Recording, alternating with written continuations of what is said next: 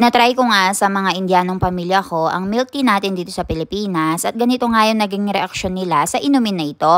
Sa video na ito ay papakita ko nga sa inyo yan. Noong nagpunta nga kami ng Bali, Indonesia ay nakatikim nga si Jano doon ng milk tea at sarap na sarap nga siya. Kaya naman ang sabi ko sa kanya, kapag nagpunta ka ng Pilipinas, ay papatikim ko nga sa iyo ang paborito kong milk tea. Kaya naman ay dinala ko nga siya sa milk teahan na ito. Sa magpapamilya kasi guys, ay si Jano talaga yung mahilig sa mga ganitong inumin at saka yung binan kong lalaki. At syempre naman guys, proud na proud nga ako sa mga milk tea natin sa Pinas. Dahil kapag umiinom kasi ako ng mga inumin sa India, ay hindi ko talaga makuha yung paborito kong lasa. Actually guys, maging si Milan din ay gustong gusto nga yung mga inumin dito sa Pilipinas at napakarami nga daw mga flavor. Actually guys, nung nasa Bali, Indonesia kami, tinry din namin yung mga milk tea doon. Pero mas gusto ko talaga yung mga milk tea dito sa Philippines.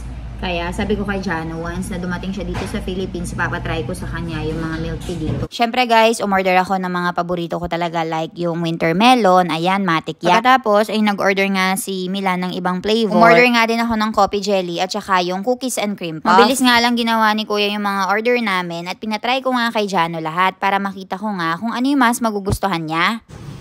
Jano will try.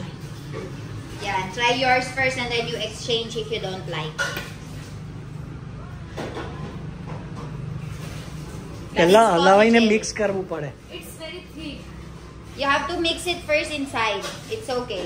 You should have That's said your मैं first करना mistake. आराम करूँ तो जो दिखाते नहीं तू. Go, it's okay.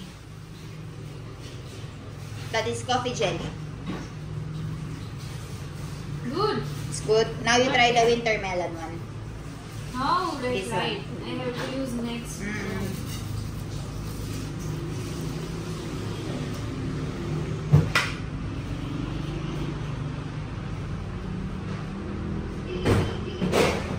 No, I like this one better. I told you your choice is not that good. My No, choice is it's not that good. good. Huh? It's very good. But I like this one better. Le- Otherwise, it's very good. Okay. The other one, mixed berries. No, I'm don't not like- gonna try that. Now, Milan is doing taste test. Jano basically likes the coffee jelly more than the winter melon. Yes. And now, you will try the mixed berries, right? Let it Hmm? let audience decide that which one is better. Okay. They have already tasted it, I guess, in here. So, you comment down below. Yes. Let's see, Milan. Mine is better.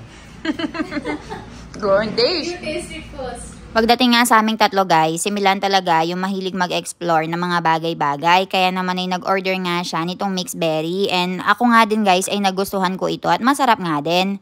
Umorder nga din kami ng cookies and cream puff para kay Papa. And pinatikim nga na namin ito. And ganito nga yung naging reaction niya.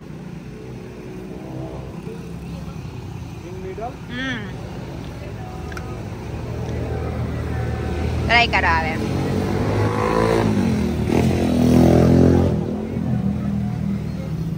Very good. Very good siya. Gustong-gusto nga din ito ng binan ko guys at sarap na sarap nga din siya. Si mother-in-law nga guys ay hindi mahilig sa mga matatamis at kahit nga anong ipatry namin sa kanya ay ayaw niya nga ito. Kaya naman ay inubos na nga lang ni father-in-law. Kayo ba guys, ano yung mas gusto nyong iniinom kapag nagpupunta kayo sa mga milk teahan at ano yung lagi nyong order?